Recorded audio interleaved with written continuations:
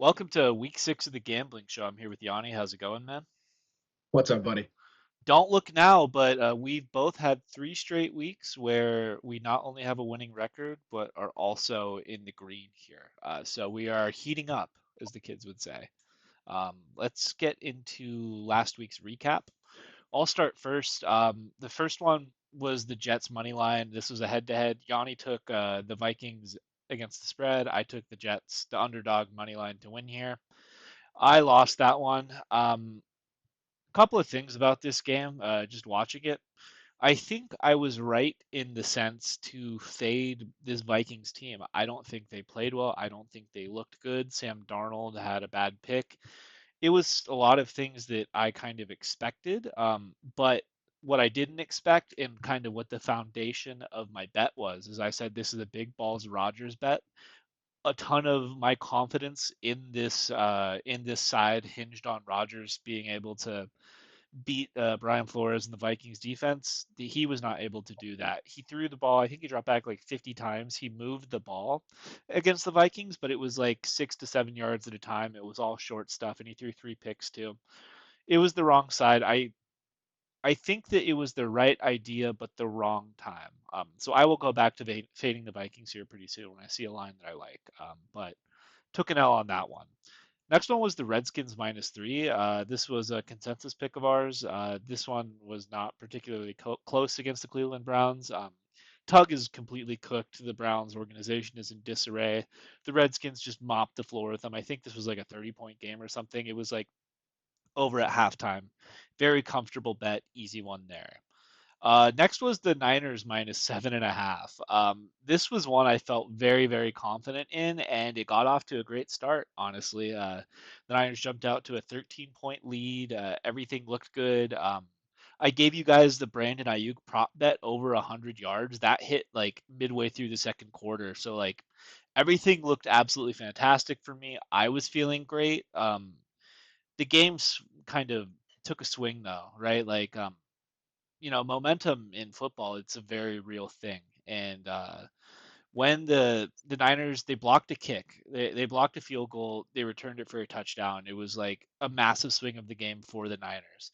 But on the ensuing kickoff, the 49ers special teams kick coverage, which has been a problem all year, and we're recording this on Friday. It was a problem on the Thursday win over the Seahawks as well. But their kick coverage has been terrible. The Cardinals returner, he busted a long run. Jake Moody tried to make a tackle, sprained his ankle, and was out for the game. And that changed the entire foundation of the game. All of a sudden, you have a punter that's going to be trying to kick field goals for you. So field goals are off the table. The Niners' offense went 1-6 in red zone trips. And then the Cardinals did what they had to do to win the game. So they lost. The Niners lost outright. Honestly, I think it was bad luck and a Niners melt. I don't even think it was the wrong side. I think I had a pretty good read on the game. It's just the Niners have had this thing this year pop up. It's popped up twice now against the Cardinals and the Rams, where they just have the anti-clutch gene. It was just unlucky and bad situational football from them. Took the L. I hate it. As a fan, as a bettor, it was not good anywhere. Next one was the Packers -3. This was another consensus pick of mine and Yanni's. This was actually the second leg of my parlay too, of my parlay as well, which also hit. So 2 weeks in a row with the hit parlay. But this was against the Rams. This was one that I definitely. It seemed very, very. It seemed like a very easy bet at the time, and I was a little bit worried during the show, right, when we were kind of doing the game breakdowns. This might be too obvious. We might be stepping into a trap here. The Packers covered, but that game was closer than I think it probably should have been. The Rams were in it the entire time. That was a total sweat. Jordan Love had one of the worst pick sixes out of the back of the end zone I've ever seen. It was like Will Levis level decision making. We kind of got lucky there, honestly. The Rams kicker missed 2 kicks as well. Like if he makes those kicks, we probably lose that bet. Sometimes in this game you get lucky, right? It was a good number, that's why we bet it. We thought there was a clear tier difference in the teams. Even though the Rams played well, it was not enough to ruin this bet for us. The last one was the Saints Chiefs under 43.5. This one also came home for me. This was kind of interesting, right?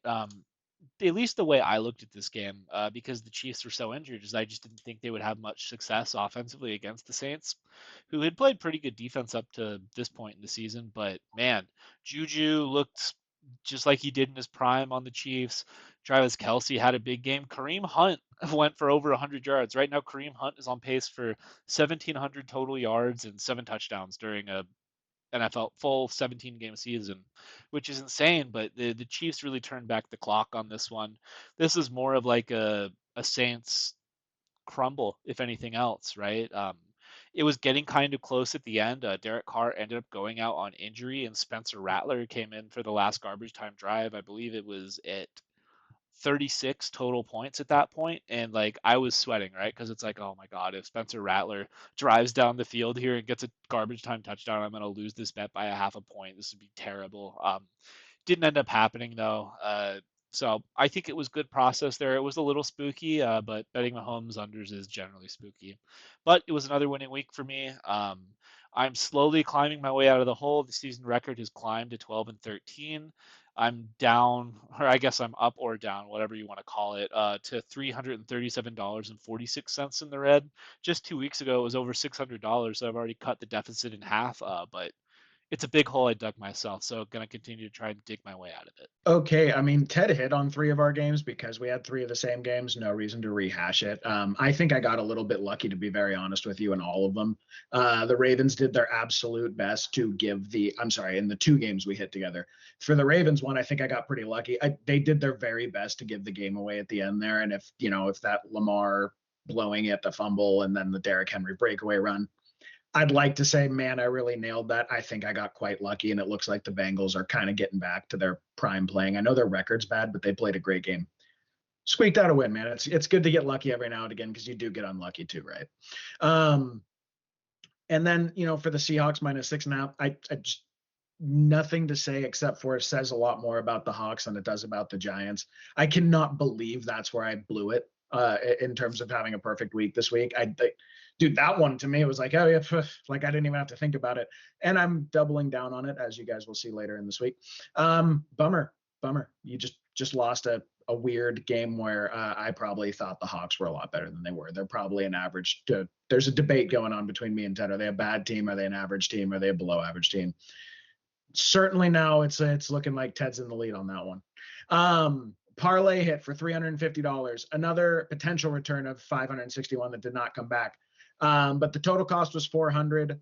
Got in the green. I'm at a profit and loss this year of about $136 on the year, or 1.36 units, if you want to do it that way.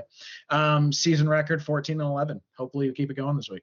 Yeah, man. I'm chasing you right now, right? At the end of the day, right, my goal for the end of the season is to be over 500 in the green. You've already achieved both of those things. Just got to keep it up with continuing to make good picks. Yeah, it's But not a permanent. I'm there right now, dude. It's a tenuous yeah, situation. yeah, we're almost a One bad third of week. the way through the season, right? Like, I mean, it is the Yeah, fact of the one matter bad is, week. right, over the last 3 weeks, we've improved every single week, right? Yes. Every single week we're Yeah. getting better. And that what that tells me, right, is that we're starting to lock in here to these lines and identify these things that are probably Also, mispriced. are we not? We're 4-0, right? In our consensus picks the last 2 weeks. Yep, yep. Undefeated the last 2 weeks on consensus picks. If you guys have been trailing those, if you guys have been betting with us, you've probably had We're a pretty four. good couple weeks here. Yeah. Yep. On that note, let's reveal the week 6 picks that I feel great about again. All right, I'll go first. I'm riding with the Bears -1.5. I'm taking the Redskins as 6.5 point underdogs. And then I'm doing a 3-leg parlay here. I feel pretty good about all three of these games, and I'm trying to catch up to Yanni. If this hits, I'm almost certainly back in the green. So we're shooting for that. And the three legs of the parlay are the Texans -6.5, the Steelers -3, and the Lions -3. If the parlay hits, that returns $674.34. The two single bets have a return of $390.48. On a 5-0 week, it returns over $1,000, $1,064.82. Cheap ticket this week, only $300 because we're taking three of the games and parlaying them together in one $100 bet. And like I was mentioning before, profit and loss on the season is still over 3 units in the red. We're creeping closer though to 500. We're one game out of 500. Winning week here could absolutely swing the betting year for me. I'm stoked on it. I'm feeling good. This is the week. Yeah, me and Ted were talking before this about we're kind of different temperamentally. We both like degenerate things. We're big fans of degenerate activities, but his view is very much one of if this big thing hits, we're all good. I admire it, man. I really hope to see. Have we hit a three-leg parlay on the show yet in like 15 weeks of doing this? We haven't done it this year. I'd have to review the tape from the I can't previous year. recall. I do not think. I think I've had two or three of them fall short one leg. And I I've know that you have a three leg this year, but dude, that's going to be a big thing. That's a big deal to me to hit a three legger. That's really hard. I'm going to be super happy if I've we hit can do it. them before in real life. I don't know if it's been on the show though. Yeah, I remember that. Well, that was funny. That was actually a collab we did. Remember that? Yeah. Okay. Okay. Well, so for this week, taking the Bucks -3.5 against the Saints, taking the Steelers -3 against the Raiders, Lions -3 at the Cowboys. A little bit of a dicey one, but we'll get into it. I'm taking the Falcons Panthers under 46.5, and then Bengals -3.5 with the Giants going in for round two. Parlay about $360 payout. Other potential return $570 payout. My total cost this week is going to be $400, but I'm chasing a return of 938 should all of them hit. We'll see. Currently, I'm in the green, $136, and like I said, at a 14-11 record, hope to stay above 500. That is always the goal. About 52, 53% is like what a lot of these major betting services are hitting at the end of the year. If you can stick right around there, you're happy. Yeah, professional bettors usually are shooting for anywhere between 55 and 60% hit rate, right? And you're there right now. So, all right, let's get into the game breakdowns here. I'll go first. It's the Jaguars at the Bears, but they're not really in Chicago because it's going to be the London game. I was thinking about this. I really like betting these London games because it gives me more of a reason to wake up early on Sunday. Like it just gets the football day started off right, and then it's like instead of three straight games, I get four straight games I get to watch. It's awesome. This is the best time of the year. I think this is the last one of the year too, though. So it's over. I'm taking the Bears -1.5 though. The over under on this game is 44.5. 58% of the money is on the Bears against the spread, and 79% of the bets are on the Bears against the spread. So it's pretty notable when you see the difference 79% of bets and 58% of the money. When you see that split, what it means is the whales are kind of trending towards the Jaguars here, but I'll get into why I kind of like the Bears in this spot. Right now, the Jaguars, their defense has been atrocious this year. They're 31st in total yards allowed, last against the pass, and ninth against the run. And Caleb has been improving every single week. It hasn't always been from a yardage or touchdown standpoint, but his QBR and passer rating has improved every single week. We finally saw the breakout last week. Like, I mean, he had the 380-yard game against the Colts, but he still played sloppy. His game against the Panthers last week was clean. DJ Yep. Moore scored twice. He's growing up before our very eyes, right? And to me, when I look at this, if a team is 32nd against the pass and ninth against the run, that tells me it's a pass funnel defense, right?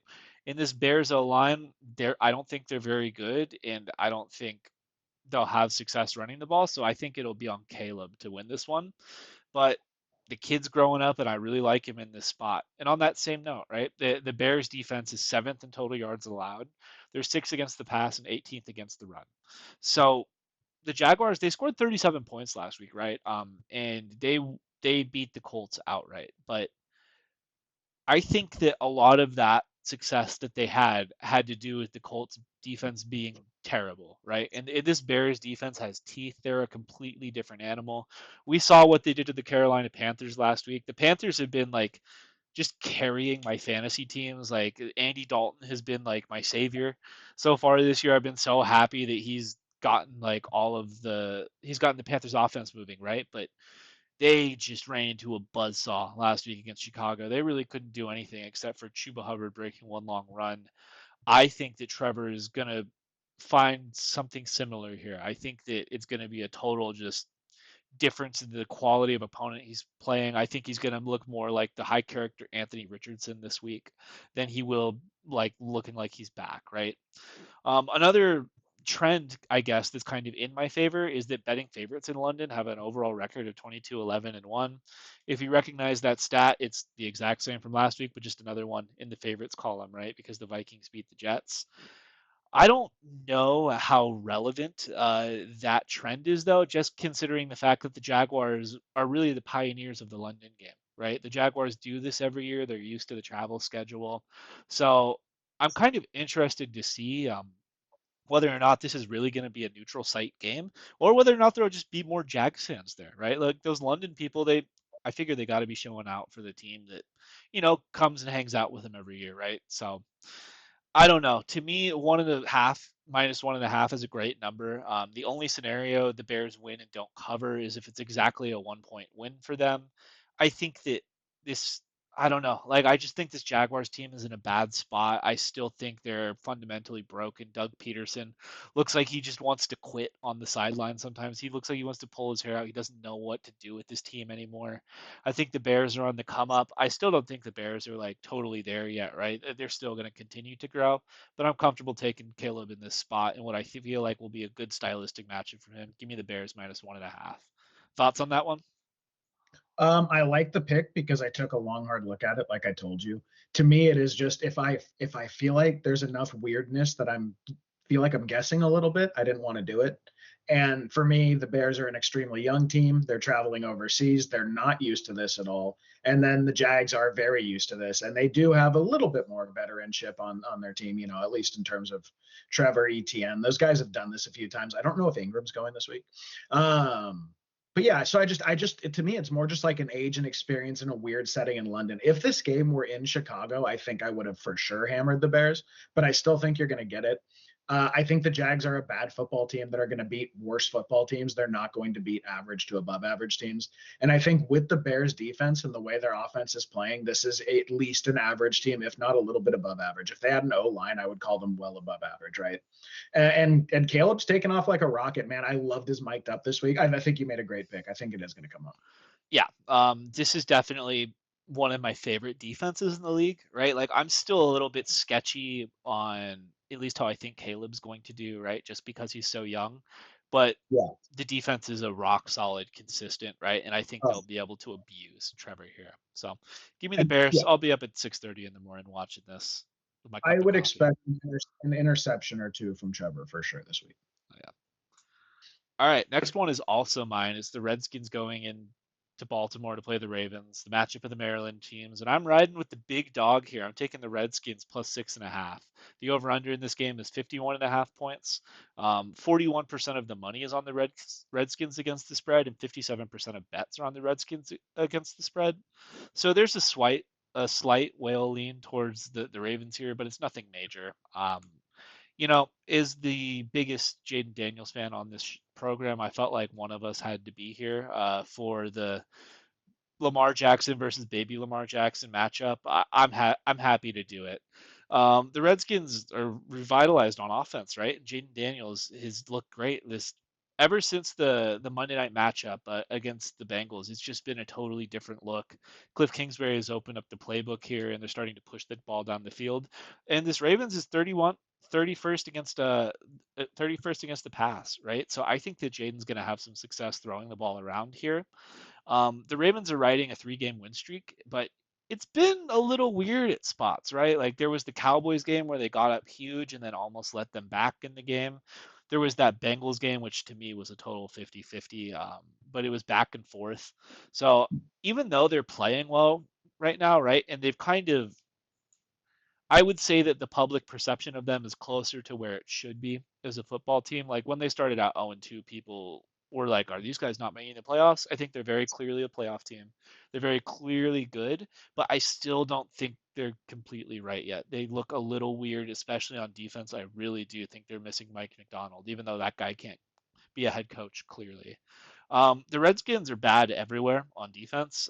Even though they held the Cardinals and the Browns right to like 14 points apiece in the last 2 weeks. I don't see that as them getting any better on defense. I just see that as weird games, right? Whether they're beating up on Tug or just like sometimes Kyler will have duds. He'll just do that sometimes, right? So I really don't think they're going to be able to stop this high flying Ravens team. So I'm not saying the Redskins win outright here or anything, right? But to me, this is two great offenses against subpar defenses. And to me, I'm okay with taking a 6.5 point underdog in a track meet like this, right? I think this is going to be back and forth, very close. I think that we can look at the game last week between the Bengals and the Ravens, and I think it'll look very similar this week. I think this will be great TV to watch. It could be the Jaden Daniels coming out game, right? Because, I mean, public perception of him, I don't think could be higher right now, but I think this is just going to continue to build on the legend of the Jaden Daniels rookie season. I don't think the Skins win outright, but it's a lot of points. It's a lot of points in a professional league for what I think is actually a up and coming and competent football team here. So give me the Redskins. I like it. Do I love it? No, but I like it enough to play it. Johnny, what do you think about this one? Again, another one we talked a lot about. What I think of it overall is I can't wait to see it, just because of the quality of football I think that is going to be played, which is so weird to say when you think about where these teams were in the beginning of the year. Um, I don't know what's going to happen. That's why I didn't bet on it. I don't think the Ray. I mean, look, they had that game week one where they got beat up. The Skins did, and I don't know if they've faced the type of offensive pressure that they're going to be under in this game yet. And that's sort of the thing. To me, the Ravens have to see that this is a clear opportunity with the Chiefs being down. Like, dude, they have to look at this like they're playing for home field in the AFC. And I wonder if the Redskins are just happy to be there and to be a competent team. So I Jaden hasn't really had his welcome to the NFL moment yet, where he looks like a rookie. You know, he's throwing interceptions, he's fumbling, they're going down a lot, that sort of thing. And there is a massive talent gap between these two teams. Is there a 6.5 point talent gap between those two teams? Maybe not. You know, maybe it's only a 3 or 4 point talent gap, and then you're still going to hit your bet. I just there's again, it's one of those things, a lot of different factors, and if I can't figure out how to balance them right, I stay away from it. But if I had to take a side here, I would be taking the Skins. So you took the side I would take. I just, I think it's gonna. Yeah, There's so much that could happen in this game, dude. There's so yeah. much that could happen. This was for me. It's mostly a numbers play, right? Like to me, 6.5 points should be reserved for like terrible football teams at this Yeah. point. And I don't Yeah. think I just don't think the Redskins are that, right? Like there's the stat this year about like over 6.5 point underdogs. Like they've performed insanely against the spread and just outright winning, right? I think they have a winning record, They have a dogs of winning six and a half record. more They have a points. winning record of outright. They have Yeah. an outright winning record, not just against the spread. I Yeah. didn't I didn't even bring it up in this one because I don't think that's sticky, right? I just think that it's been a weird year in the NFL, but I'm excited for this game. It should be a good one. 6.5 is a ton of points. Yeah. And I'd be, man, if the Redskins win this one, holy dude, it's It's gonna start getting crazy. I've used the analogy a few times. It always happens, right? It's a thing from fighting. When a prospect comes up and they're beating cans on their way up to the rankings and they get in the top 15, they always get their first levels fight. And it's a levels fight with someone who's been in championship fights before. In this case, the Ravens, who have played the NFC, the championship last year. And you want to see, is this a fighter that's a championship caliber fighter this year? I think next year they will be, but this year is the question. Dude, if they go in there and they beat the Ravens at home with a much less talented roster, Jaden's in consideration for the MVP. They're in consideration for a serious playoff run this year. Like they might play a home field playoff game this year if they go into Baltimore and advance to 5-1 on Lamar, they're desperate, they're hungry, and the AFC is wide open right now. The Texans are injured. The Chiefs are injured. The Ravens are a motivated football team, dude. This is not like some game where they're half-assed. They have to look at it like they have prime Derrick Henry this year, which then maybe they don't quite have prime, but close to it. That is a win of all wins. If I cannot wait to see if they actually pull this out. I will be astounded. It'll be amazing. Looking forward to And I watching. just thought about this too, right? The Lamar Jackson record against the NFC is like 23-1. Like if they are the second team from the NFC to beat Lamar Jackson, like No, wheels are down for these guys, but dude. why is that, right? Because the team's defenses can't play against a player that can be Lamar in practice. What do the Skins have? They have a Lamar in practice. So Yeah. these two defenses have actually gotten really good reps against what the other's quarterback's going to look like. And so much of what Jaden and Lamar do is based on the fact that teams can't prep for them properly, right? That's a big part, besides him being incredibly talented. That's a big part of why you see that Lamar record. Well, that's sort of neutralized here in both ways. Lamar's probably not going to have those easy escapes out of the pocket that he has that generate so much. And Jaden's a little bit better of a passer than Lamar, actually a lot better of a passer than Lamar. I believe he is number one in the league in the deep ball right now.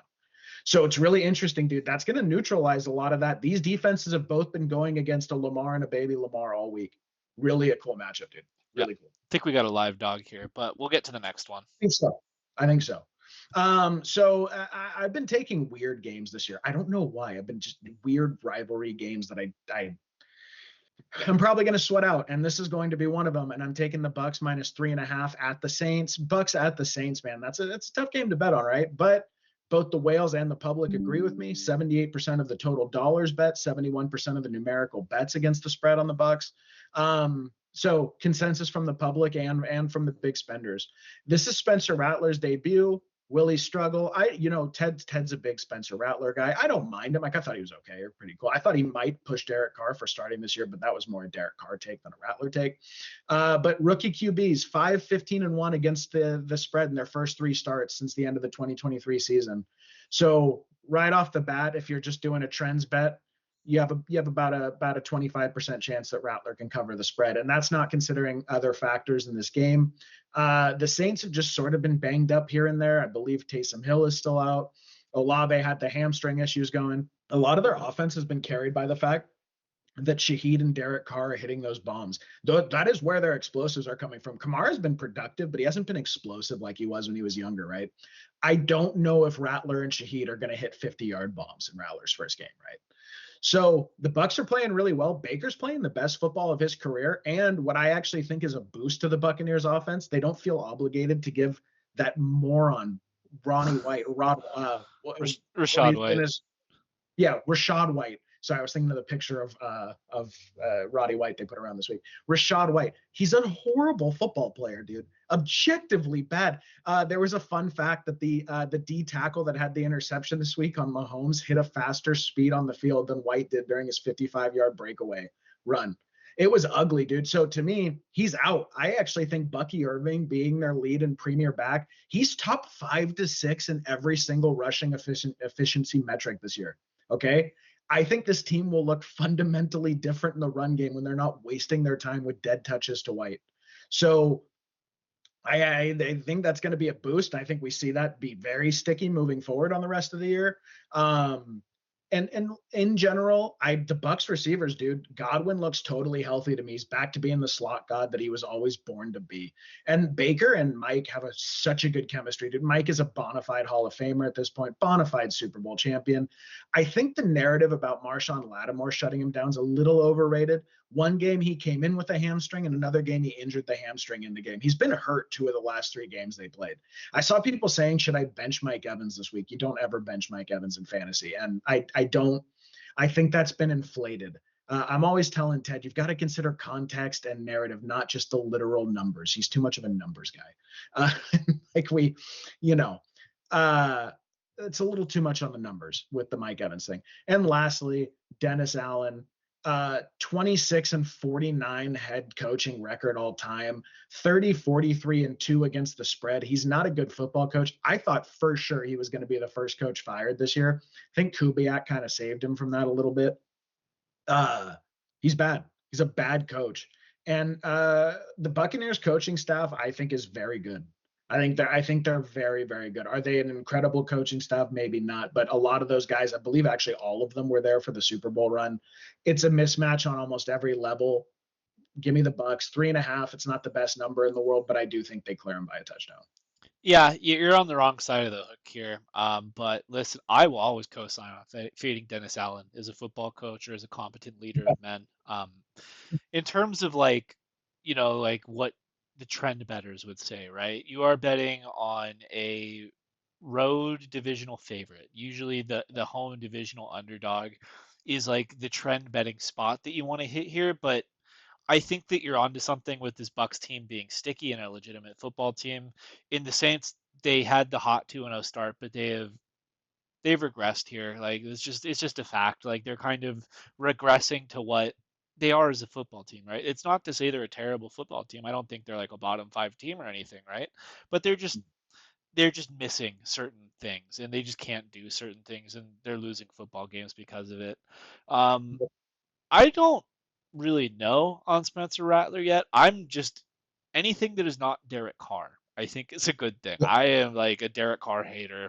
Not really hater, right? Because like I just think that he's predictable. He's predictable in the fact that he's always just going to kind of be his best case scenario is like a middle of the road quarterback. He'll throw dumb interceptions and lose you games, and then he gets hurt a lot too.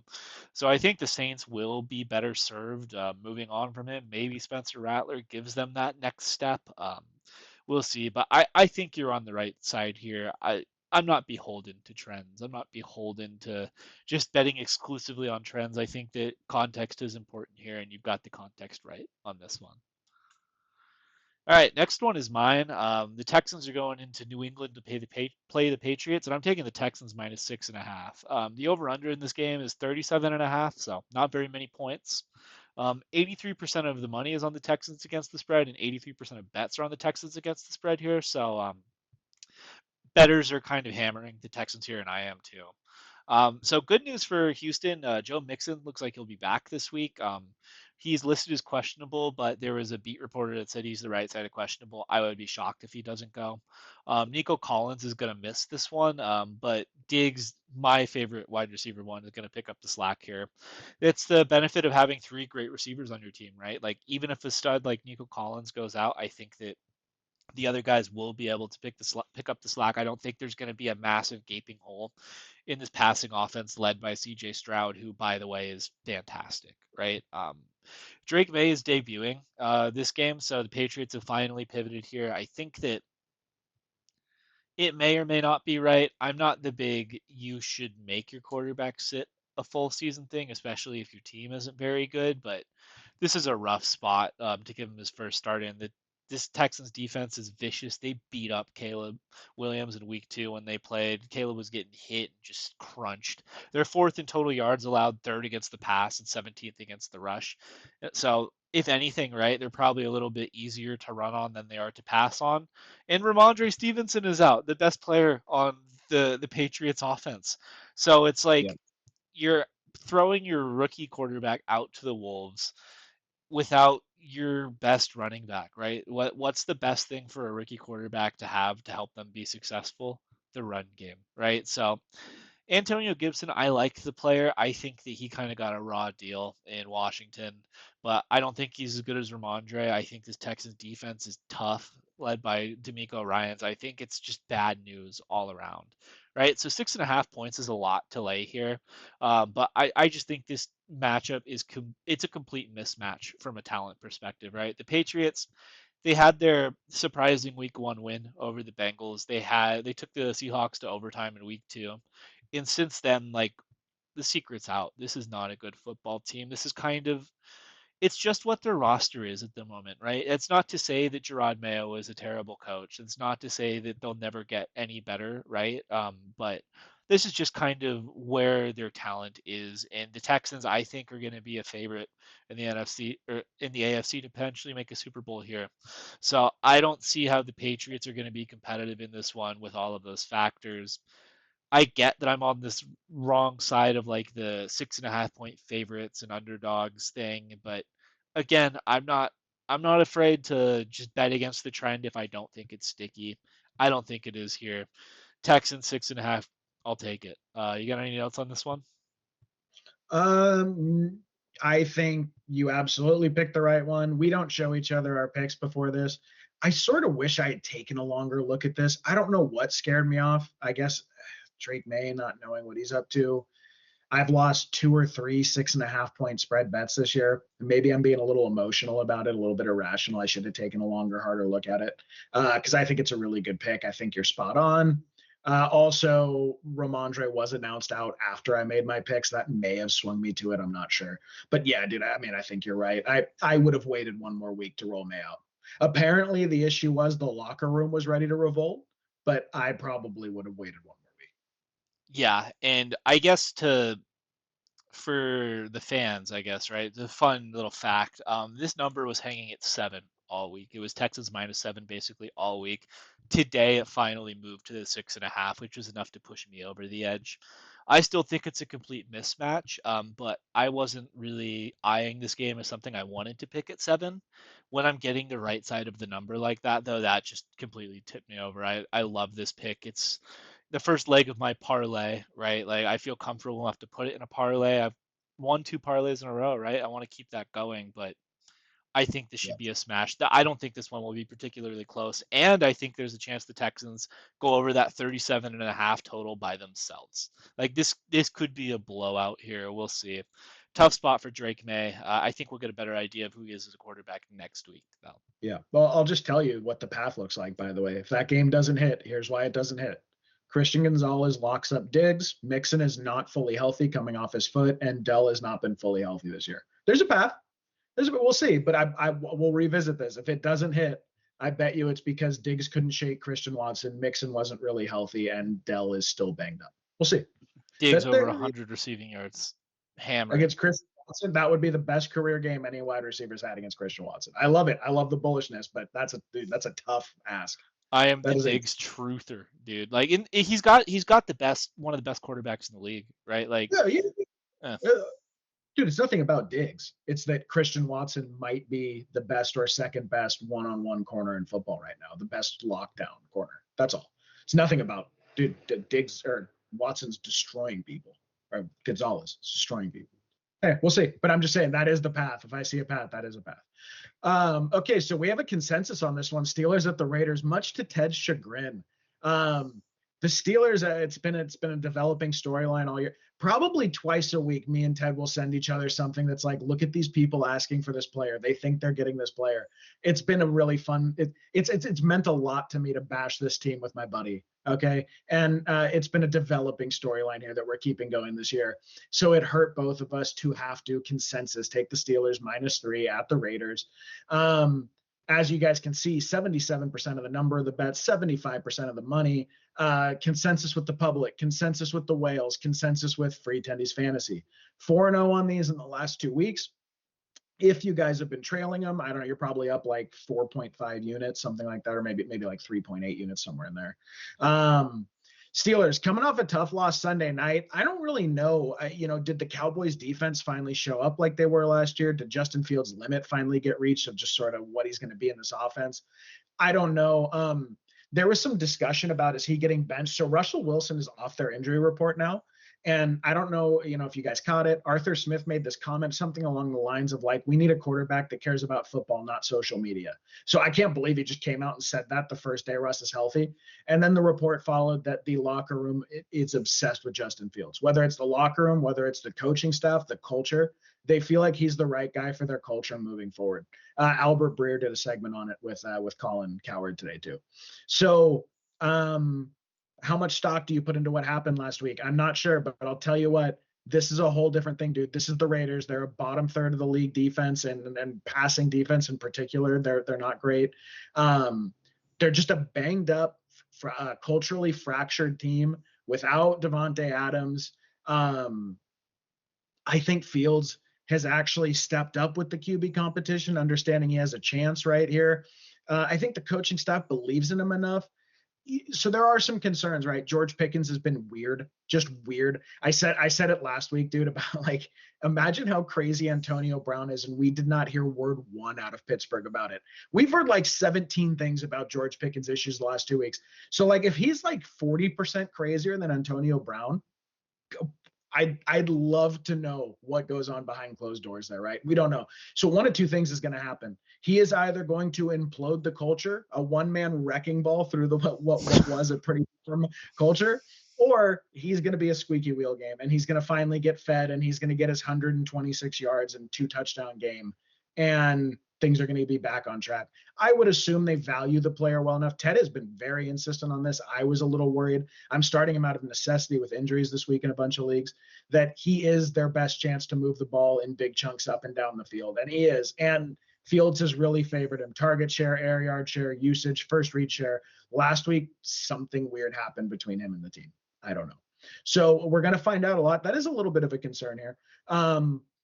But look, the Raiders are a mess, dude, and the Steelers travel. That fan base travels. Make no mistake about it. This is an away game for the Raiders. I don't care that it's in Vegas. Do you remember what it was like there? I believe they played last year. It was either last year or the year before. I think it was last year.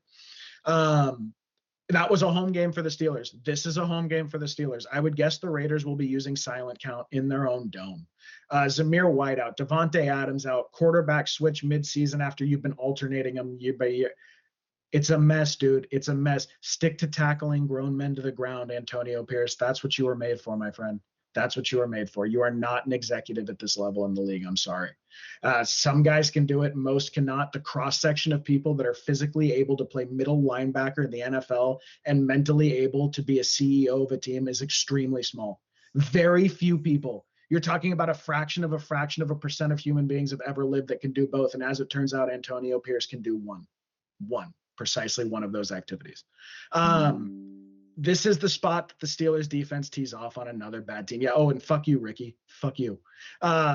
Yeah, this is the spot that the Steelers tee off on another bad team. Steelers Nation's going to be noisy on social media after this, man. They're going to be 4-2, maybe tied with the Ravens for the lead in the division. Make no mistake about what's going on here. They're beating up on a middling, fractured, done team that is just waiting for the death knell to be put in them, and that very well may come this week.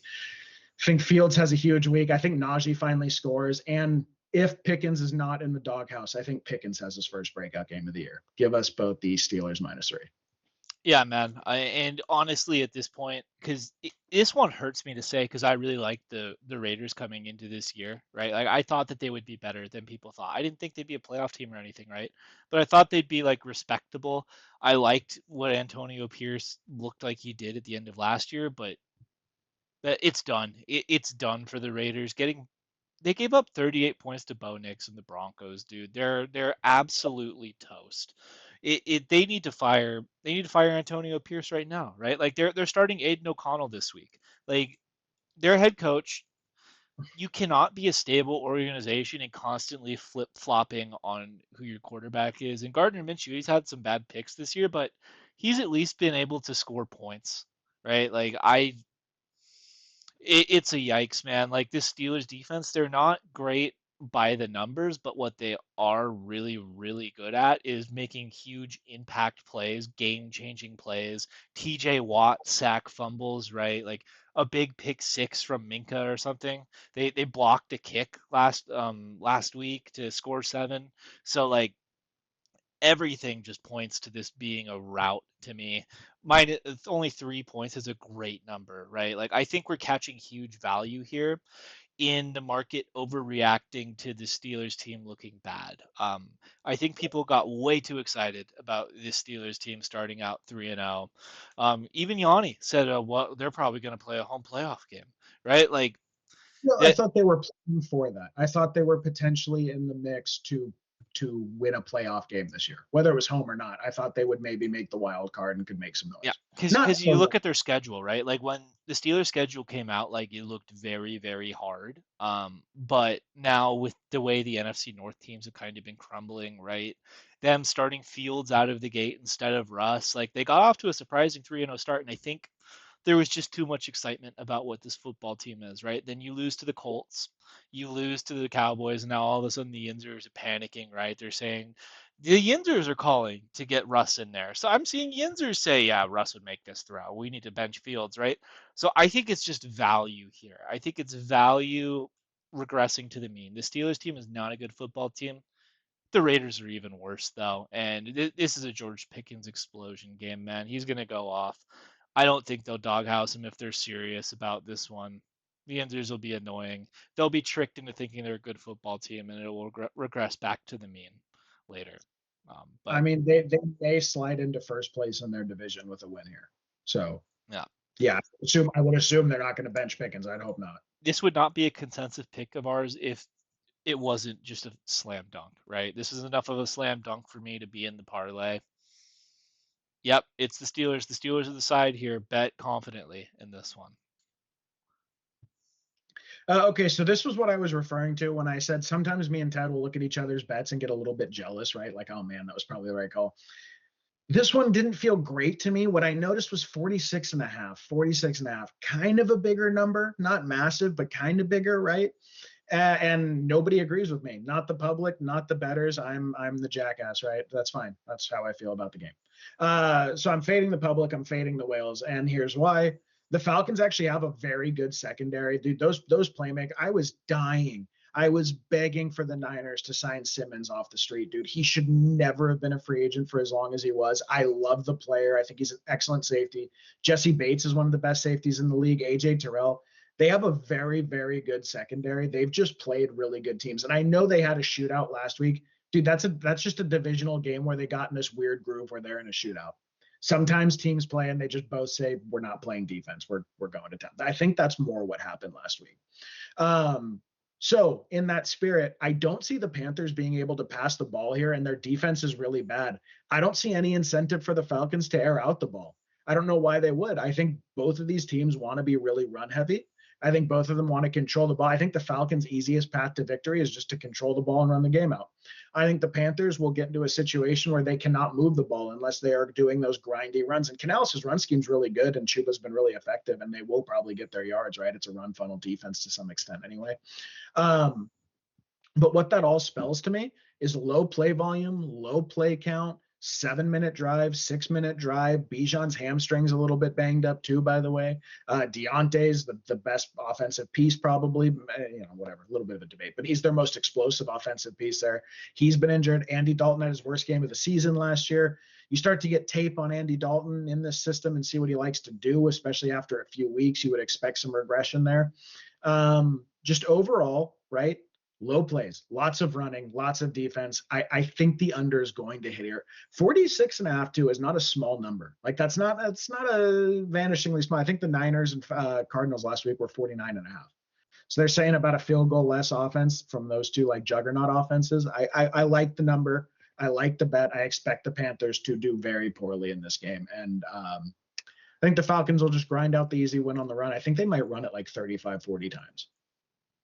Yeah, I think the under is a good bet here if you believe that what we saw last week with this Panthers team is kind of what we're going to see going forward, right? I think that things that we know for sure about this game are that the Panthers defense is terrible and cannot stop anyone, right? And I think that we know that the Falcons are going to want to run the ball. I think that's just a fact. Kirk should have success too here, right? I think the Falcons will have success in every offensive thing that they want to do here. This Panthers team, they weren't very good to begin with, and now they're banged up. Shaq Barrett has an Achilles, right? Derek Brown's out for the year as well. Like they're just losing guys left and right. So yeah, I think it's if you don't think the Panthers are going to be able to score on the Falcons defense, I think it's a good bet. My guess is right now the Panthers have the first ranked offensive line right now. Like they have a very Yeah, good offensive line. I think yeah, it's going to be heavy Chuba here, right? yeah. So I don't like it or hate it. For me, like on number bets, I try and like have very strong conviction on them if I'm going to bet it. I just don't have strong conviction on this one. I think that people are starting to flag the Panthers as a great over team, though. I think it started against the Raiders, right? Once everyone saw Dalton in that over hit, I think people have been trying to get Panthers overs, though, which is probably that would be my guess as to why the money is that way. There's people saying like, "Oh, Panthers over, I'll take it." It's kind of like how I was on the Saints unders last year. So we'll see. I hope you get it. I hope you get it. We will see though. All right. Next one is the last leg of the parlay for me. It's another consensus pick of ours. It's the Lions going into Dallas to play the Cowboys, and we're taking the Lions -3 here. The over/under is 52.5, so Vegas is saying points, points, points. 55% of the money is on the Lions against the spread, and 65% of bets are on the Lions against the spread. So it's mostly split in terms of the betting, right? Like I would say 55-65. It's not huge lean in one way or the other, but the big money is slightly favoring the Cowboys. Like you have a lower 10% on the money, right? So right now I think that this game is a very big strength versus strength matchup for both offenses, right? The Lions have an absolutely elite rushing attack versus an undersized and injured Cowboys defense that's ranked 23rd against the run.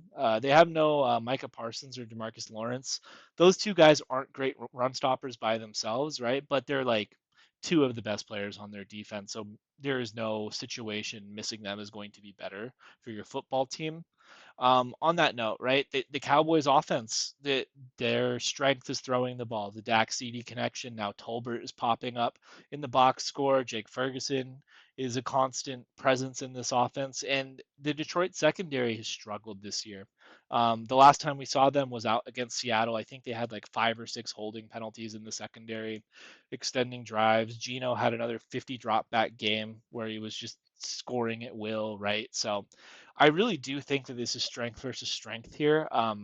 But for me, what swings this is the Cowboys' big game effect. And I know I brought this up before, and I know that they came off a win last week against the Steelers, but I don't think that was a big game, really. I think Vegas just had that one wrong, and they were undervaluing the Cowboys as a team. But when is the last time the Cowboys have like had a top tier team come into their building and they've beat them, right? Like there's the Packer. It goes back to the Packers in the playoffs last year. The Packers have dog walked them. The Saints aren't even a good team, and they beat the crap out of them at home, right? They ran the ball down their throat.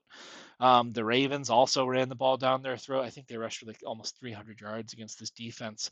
This Cowboys team, they melt in big games like no other. They have a glass jaw. Once they get down, they have trouble fighting back. And then also it's the Dan Skipper revenge game. Last year, this was a great game. It was the one where Dan Campbell went for two and the lineman checked like didn't failed to check in even though he checked in. The ref just didn't see it. It was a big controversy. There was lots of great like YouTube shorts like or like voiceovers or whatever, right? We'll see. I Dan Skipper anytime touchdown would be insane, but I think if anybody's gonna try and do that, it will be Dan Campbell to prove a point, especially if the Lions are up big. So see if you can get that at your sports books. Maybe like if it's like 100 or 200 to 1 somewhere, sprinkle $10 on it, see what happens, right? So overall, like I think there's things to like about this Cowboys team, but like I said, I think there's a clear tier break here. I think the Lions are going to be in the mix here and competing for the crown in the NFC. And I think this Cowboys team is they're just pretenders, man. They beat an overvalued Steelers team last week. I think people are feeling too good about that. Overall, I think this Cowboys team is fundamentally worse than they have been. I think they even missed the playoffs this year with how competitive the wild card race is going to be. Ride with us. This is a no-brainer. Fading the Cowboys in a big spot. Three is a good number. Only need a field goal to push. Anything more than that is a win. We'll take it. Any thoughts you want to add on to this one? Yeah, I'm actually checking. Yeah, they're 3-2. Yeah, so I think when Ted says strength versus strength, obviously in terms of the defensive offensive matchups, it's strength versus weakness. But in terms of the two offenses, they should both be able to attack at will here, right? So the Cowboys, to me in general in football, maybe I'm too old school in how I view this, but I don't think so, dude. I think I'm right on this one. If you can't stop the run, you have a serious problem. I know the pass is explosive and flashy and all that, but the run comes with something different, ball control. The pass can be really explosive, and that's really cool, and it's very fun to see. And all of that, totally effective, every single bit of it. The problem is you don't keep your defense off the field for as long, and you can't run. Dude, you can't have like an 11-minute drive passing unless you're throwing, unless you have Wandale Robinson on your team, right? You're throwing like 2 passes. And that's not what the Cowboys do. And I do think they're going to get their points here. Dude, CD should go up. I think Tolbert's a great DFS play. I would take the over on Tolbert's yards probably as a nice little prop bet if I were going to throw something here. Dude, it's going to be an explosive game, no doubt. But what's going to end up happening in my mind, at least when I took this bet, was the Cowboys are really banged up and they're really bad at stopping the rush when they're fully healthy. I cannot imagine the dose of Gibbs and Monty you're going to get this week. Okay. Um, I what are they, dude? If they can, I think they're going to have drives where they run the ball like 80-90% of the time. I think Goff may have under 20 dropbacks this week if they can avoid it. I don't know why they wouldn't. And if that happens, and if you start seeing a time of possession that's like 38 minutes to 22 minutes, and even if the Cowboys are scoring, their defense gets a 6 minute break or 5 minute break, and they're right back on the field, and that's including commercials. I'm saying in terms of game time, they might only get 2 or 3 minutes off the clock, and then they're back on the field. There's a chance that in the first quarter, if the Detroit receives the ball, that they're on the field for like 21, 22, 23 minutes of the first half. I do not see any world in which, and even though, so first of all, Detroit's rush defense is good, even though their secondary is bad, but Detroit are dogs, man. Whether or not they are always the most talented or whatever, they play really hard, really good football, and they've been in high stakes, brutal games the last 2 years. This team has championship mettle. Maybe they don't have championship titles. They haven't made the Super Bowl. They didn't win the championship last year, but they have the blood and guts of what makes that caliber of team. I think the Cowboys decidedly do not. I think they have not for decades, or at least a decade or whatever. So far in the Dak era, they haven't. And they just, I think they are in for a mollywhopping physically. And to me, football at its core is a physical land acquisition game. And yeah, I think the Cowboys are in for a really rough time this week. Yeah, I think we're catching Also, bye this. week. We didn't even put it in here. Lions coming off a bye week. Yeah, I think we're capitalizing here, right? Like the Cowboys, they beat a very bad Steelers team last week in the last second, right? I think that if they didn't score on fourth down there and win that game, this line was probably 5 or 6, right? I Yeah. just think probably we're catching them in a good spot to fade them. And yeah, Lions coming off a bye, they're going to be rested and ready to go. Dan Oh Skipper God. revenge game. They're going to want some get back after what happened last year. Okay. Last one of the day. Bengals at the Giants. I'm taking the Bengals minus 3.5. 90% of the money is on the Bengals against the spread. 85% of the numerical bets. Massive lean in both sides here, and it's pretty straightforward. To me, this is free money. This is actual free money. I cannot believe when I scrolled through it, I thought that can't be right. 3.5. I don't. Is it because they lost last week? Is it because the Ravens beat them? I guess maybe. Dude, Joe Burrow, in my opinion, and yes, I am picking against my second string fandom team here in the Giants. I've done it 2 weeks in a row. They got me last week, though. I don't think they're going to get me this week. Joe Burrow would actually probably be either the front runner or in the conversation for MVP right now if they had just won one or two of these games that they've lost here in the beginning. We had cited it earlier, coming off of a potentially career-ending injury was on the table, right, with the surgery and what went on, and it looked really rough for the first week or two, but all of a sudden, right, he's firing. And Jamar Chase, who was all rusty, coming off of his holdout, and all of a sudden he's firing. Jamar Chase, in my opinion, this year has been the best wide receiver in football. I know there'll be some debate about that, but I think in terms of the totality of what he does on the field, and because he can do a few things Jamar or Justin Jefferson cannot, I actually do think he's the best wide receiver in football right now, and he's been proving that over the last month. So you add it all up, right? No neighbors on the Giants. Singletary's banged up. Tyrone Tracy Jr. played well, but I don't. I cannot believe this number was at 3.5. I truly cannot believe that. Dude, look at the death match with potentially the best team in the AFC. The Bengals are coming out of, and their season's over if they lose this. By the way, their season's over if they lose this game. To get 3.5 on a difference of this thing, basically off of the record, right? But to get a 3.5 number on this game, I love it. I absolutely love it. The last time the Giants played a halfway decent team, or the last two times, they got slapped around by the Cowboys and the Vikings. I know the Cowboys wasn't technically a slapping around, but it might as well have been. But yeah, easy money, totally comfortable. Happy to watch this bet. Can't wait to watch it unfold. I'm upset that this is the Sunday night game. I think it's going to be trash. Yeah, dude, I think I missed one here, not betting this game. My guess, I think you've identified a team that is underpriced right now, right? Just because of their record and the way things have shook out, right? The Giants had a surprising win over Seattle, but I think the secret's out. Seattle's not a good football team, and the Bengals were hanging in there against the Ravens. They were a missed field goal away from winning that game, right? So I get.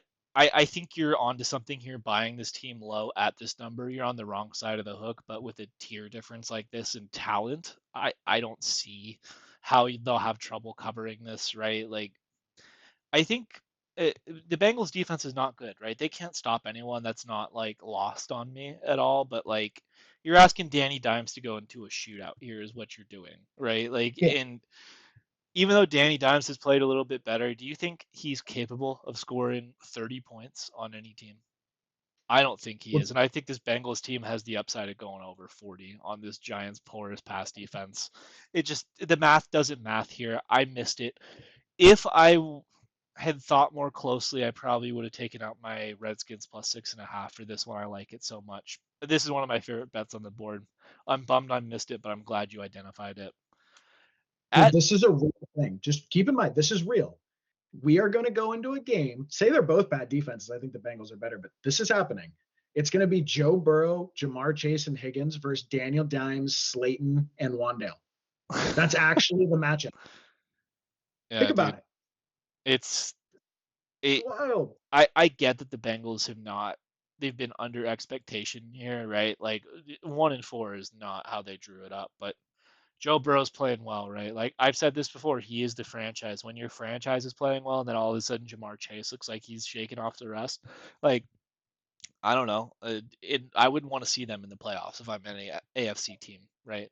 No, thank you. Like I think they're liable to beat anyone at any given week, and I don't think this Giants team. I just think they're limited talent from a talent perspective, right? So we'll see. At any rate, though, that's going to do it for us. If you made it through the whole video, thank you. Please like, subscribe, hit the bell. It really helps out the channel. Question of the day for the audience. Are you trailing any of these bets? And if you are, what are you picking? Where are you riding with us, or where do you think maybe we have it wrong? And we will catch you next week for the free agent episode. Thanks, guys.